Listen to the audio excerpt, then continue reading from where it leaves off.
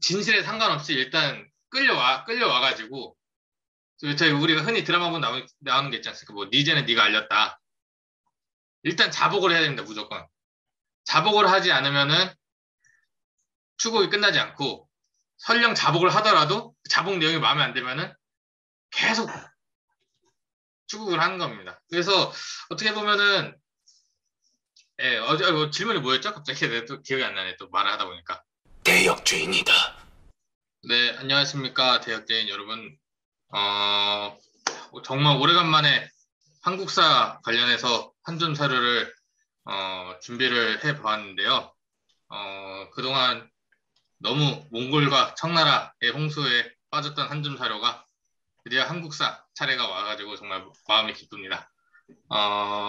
물론 너무 저격하는 건 아니고 정말 재밌게 봤는데 한번 이제 인사치레 다 해본 거고요. 제가 오늘 소개해드릴 사료는 제목은 이겁니다. 제가 지은 제목인데 무신에겐 성종이 딱 줄여서 이제 무성딱이었는데 조선판 무신정변이 이제 1513년 박영문과 신윤무의 옥사를 가지고 좀 이야기를 해볼까 합니다. 이 사건이 제가 오늘 소개해드릴 사료 자체를 이제 보면은 이제 중종 8년 10월 22일에 나왔던 기록입니다. 여기서 일단 기본적으로 앞서 설명을 하자면은 박영문이라는 사람은 중종방정에 참여했던 전국공신입니다. 공신 중에 공신이었고 이 사람은 신윤무라는 인물과 함께 무인 측에서 공신 반열에 올랐던 인물입니다. 그런데 이 중종 8년 10월 22일에 의정부의 관노인 정막계라는 사람이 고변을 하게 됩니다. 박영문과 신윤무가 서로 무인들을 규합해가지고 반란을 일으키려고 한다. 그 내용 중에 지금 보여드린 사료는 이때 그 정막계가 언급한 그 반란의 내용을 이제 소개를 하는 겁니다. 그래서 정막계에 따르면은 어느 날 이제 박영문 집에 이제 그 심부름차 갔는데 그 문 너머에서 무슨 이런저런 두런두런 이야기가 나온다는 겁니다. 그래서 그 이야기를 들어보니까 다음과 같은 이야기가 나왔다는데요.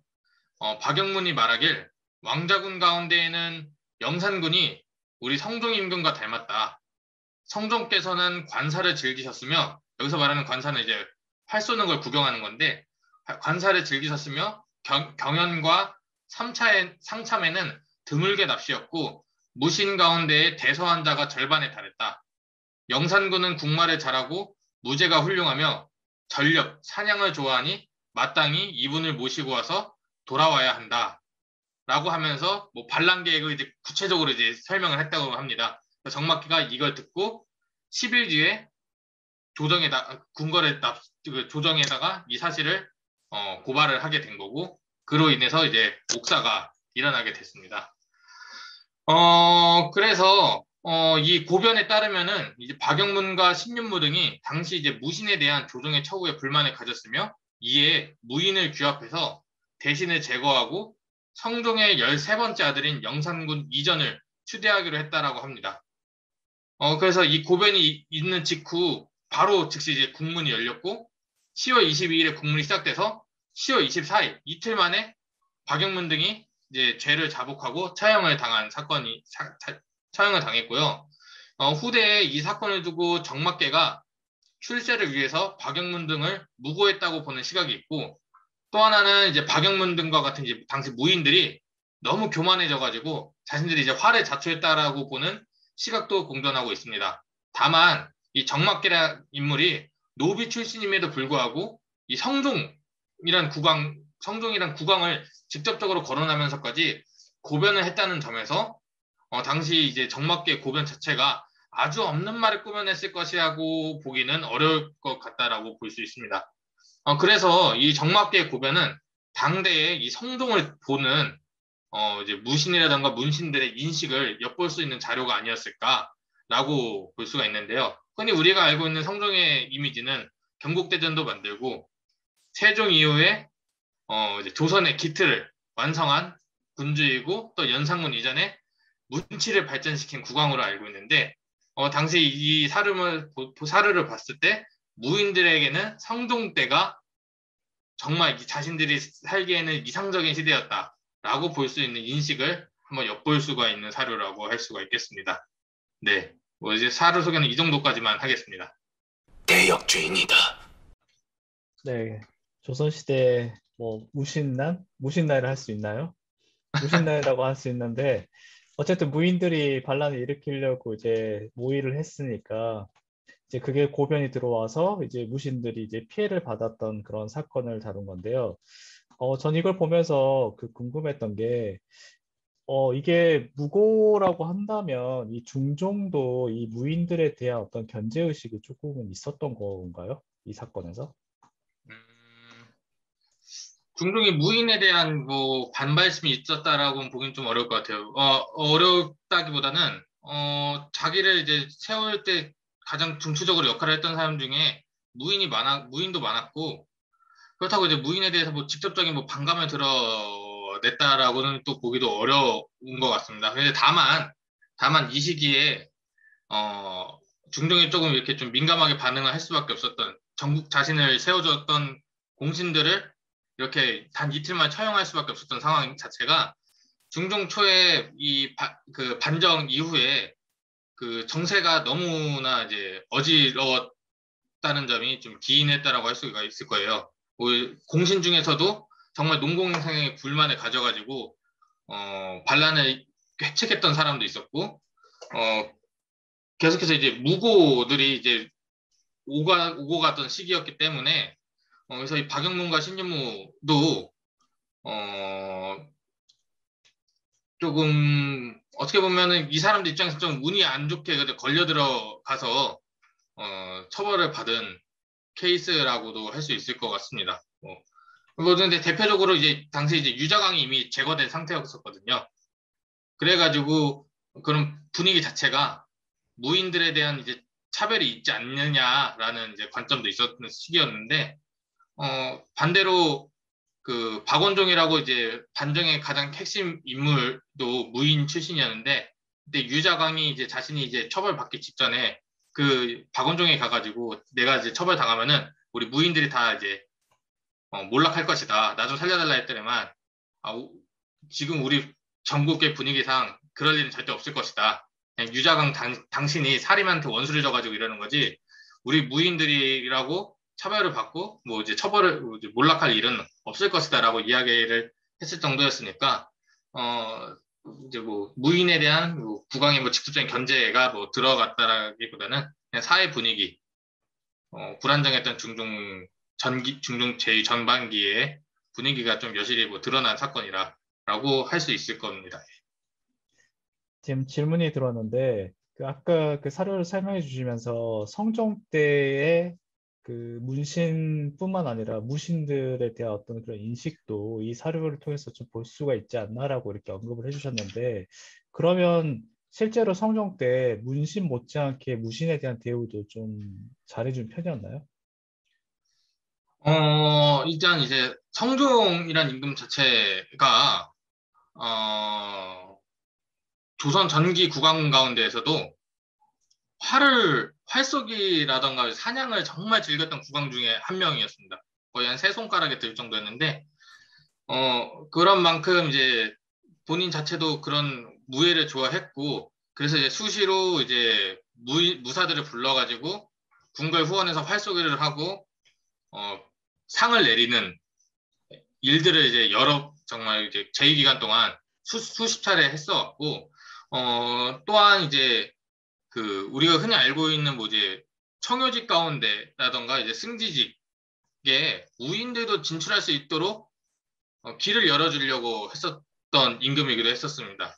물론 그만큼 무인들이 자격 요건을 철저히 갖추어야지만 들어올 수가 있었던 거였는데 그 때문에 당시 문신들 사이에서는 불만 섞인 상소가 올라오기도 했었습니다. 그만큼 이제 문무에 뭐 이제 구별을 두기보다는 문신이든지 무신이든지 조금 능력이 되거나 정말 이제 관리로서 자질이 출중하다면 출사 경로가 아니라 이제 출사 경로에 얽매이지 않고 관직을 내려서 활용하려는 모습이 성종 때 나타났고 그래가지고 이제 박영문 등의 대사에 그 발언에서 나왔던 뭐 대서 환자가 절반에 달했다. 이게 대서라는 게 뭐 정일품들에게 내려주는 이제 사치품, 뭐 각 대를 의미하는 건데 고위 관직들에게 주는 그 대를 이제 내린 인물 가운데 무신들이 절반에 달했다. 그만큼 우리 무신들도 기회가 되면은 좀 출세할 수 있었던 시기였다라고 이제 이야기했을 정도로 이제 성종이 이제 문무의 균형을 조금만 잡아보려는 시도는 했었던 국왕이라고 할 수 있겠습니다. 예. 그러면 이걸 이제 그 고변했던 그 의정부 노비였던 정막계인가요? 그 네네. 노비가 굉장히 높으신 어른이잖아요. 굉장히 거기다 공신까지 된 사람을 굳이 그 정부에다 그 무고해야 할 이유가 있었을까요? 그러니까 얘가 뭐 포상을 받았다는 뭐 기록이나 이런 것이 혹시 있나요? 일단 이제 관노비에서 이제 신분이 이제 해방된 거는 이제 기본 사실이고, 이제 가옥도 이제 받고, 벼슬도 받아요. 벼슬도 받아가지고, 그게 또 논란이 되는 거예요. 이제 그 당시 이제, 벼슬을 꽤 높은 벼슬이 이제 제수가 되니까, 받자마자 이제 신하들 사이, 특히 이제 언관들 사이에서 이제 논란이 일어났던 게, 그 문제 발언을 듣고 바로 고변에도 모자를 시기에 10일이나 두고 고변을 한 정확 까닭이 무엇인지, 그리고 왜 고변을 안 했던 것인지, 뭐 이런 것들을 추궁을 해야 된다. 벼슬을 줄 게 아니라 얘는 원래 해야 할 일을 하는 것인데 왜 벼슬을 주냐? 라는 이제 문제제기가 있었고, 이런 문제제기들이 쌓이다 보니까 정막계가 정말 순수한 마음에서 고변을 한 게 아니고 어떻게 보면 이제 이 사건을 조작하지 않았을까라는 것까지 이제 의심들이 이제 퍼져 나가기 시작했었습니다. 근데 이제 또 흥미로운 점은 정막계가 이렇게 좀 벼락 출세를 하고 나니까 그 이후에 똑같이 이제 무고들이 좀 많이 이제 급증을 하긴 합니다. 근데 정막계처럼 사실관계가 잘 부합해서 논리적으로 고소를 한 게 아니라 그냥 떠오르는 대로 즉흥적으로 이렇게 고변을 하다 보니까 정말 이제 그 무고죄에 걸려가지고 처벌받는 사례도 좀 늘어났고 그런 사례들도 뭐 있었다라고 할 수 있겠네요. 아마도 그러면 이 중종 관정 때문에 불안정한 정권을 좀 안정시키려고 좀 강하게 처벌했던 그런 경향도 분명히 있네요, 여기에는. 그렇죠. 근데 이제 기본적으로 고변이 들어왔을 때 뭐 이게 뭐 항상 그렇진 않지만 일단 이런 역모 고변이 들어왔을 때 기본적으로 그 이 박영문이나 심유무 같은 사람들 그 진실에 상관없이 일단 끌려와가지고 저희 우리가 흔히 드라마 보면 나오는 게 있지 않습니까? 뭐 니제는 네가 알렸다. 일단 자복을 해야 됩니다. 무조건. 자복을 하지 않으면은 추국이 끝나지 않고 설령 자복을 하더라도 자복 내용이 마음에 안 들면은 계속 추국을 하는 겁니다. 그래서 어떻게 보면은 질문이 뭐였죠? 갑자기 내가 또 기억이 안 나네. 또 말을 하다 보니까. 이게 중종 때 유독 예. 그런 그 고변 문제라든가 처벌이 좀 다른 때에 비해서 좀 심했지 않았을까라는 생각이 아, 들어가지고 이 예. 사건도 그 일환이지 않을까라는 생각이 드네요. 맞습니다. 맞습니다. 이 처벌 자체도 어떻게 보면 이제 역모 사건 측은 좀 단기간에 좀 처벌이 좀 이루어진 경향이 있고, 원래 이렇게 그 태역죄 같은 경우는 이틀 만에 처리되는 경우는 거의 없죠. 좀 조사가 많이 없습니다. 그렇죠. 예, 근데 그만큼 자복을 좀 빨리 한 것도 어, 그 영향이 끼치긴 했는데, 원래는 이제 여기서 거론된 사람들도 이제 다 불러들여가지고 어, 누가 진술을 하고 또 다른 사람이 진술했을 때 그것들을 서로 맞춰가면서 그런 과정이 있어야 되는 건데, 물론 기록이 이제 실록 기록에만 한정이 돼 있다 보니까 뭐 이렇게 이틀 만에 이제 어떻게 보면 좀 급조해서 끝난 것처럼 보이지만 비슷하게 뭐 이제 허균의 옥사도 비교적 좀 단기간 안에 끝난 것도 감안했을 때, 어, 좀 빠르게 빠르게 분위기를 안정하고 반전하려는 의도도 뭐 충분히 있었다. 그리고 박영문과 신윤무 자체도 우리들이 여기서 어떻게 빠져나갈 수 없다라는 것도 좀 빠르게 한 걸 수도 있어요. 왜냐면 이제 일단 매 맞고부터 시작하니까 매 맞고 시작하면 이제 정신이 없는 거죠, 일단. 당장 이제 안 아픈 게 중요하니까. 그러면 이때 박영문하고 제외한 그 주도자들 제외하고 끌려와서 이제 뭐 처벌을 받은 사람 대부분 다 무인들이었나요? 일단 거론된 사람들이 다 무인이었는데 그것도 좀 불분명하긴 합니다. 그래서 일단 포커스 자체가 박영문과 신윤무에 좀 맞춰져 있었고 그리고 이 사건에서도 결국에는 이제 이 사건 전후로 공신들의 불만이 좀 집중이 되다 보니까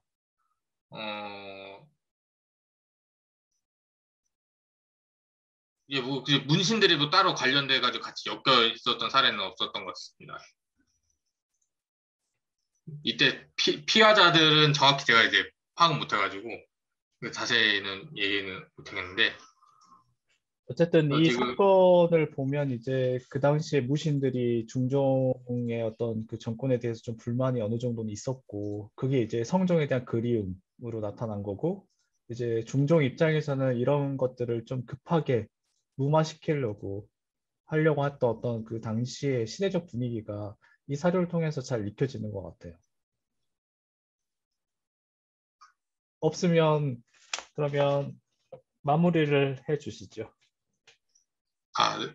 제가 하면 될까요? 네, 마무리를 해 주세요. 어,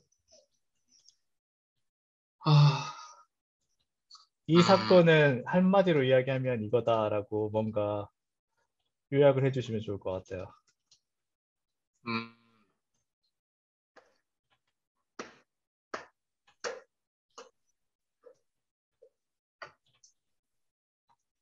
이 사건은 처음에 그 시작할 때 부제가 조선판 약간 무신의 난이었는데 네. 이 조선판 무신의 난이라고 할 수 있을까요? 진술 자체만은 봤을 땐 무신의 난이라고도 할 수 있는데, 일단 이 사건이 주는 교훈이라고 하자면은,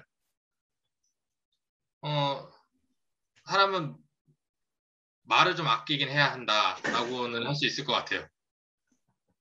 사람은 이제 그리고 또 하나는 너무 옛날에 얽매여서 살면 안 된다. 예전에 살기 좋았다. 지금은 왜 그, 이럴까? 그 말인즉슨 과거는 과거의 추억으로 뭐 가슴에 묻어둬라 그 말인 거죠. 그렇죠. 그렇죠. 네, 이 한 줌의 사료가 굉장히 인생의 교훈을 주네요. 네, 알겠습니다. 그러면 오늘 한 줌 사료는 여기서 마무리 짓도록 하겠습니다. 수고 많으셨습니다. 감사합니다. 네.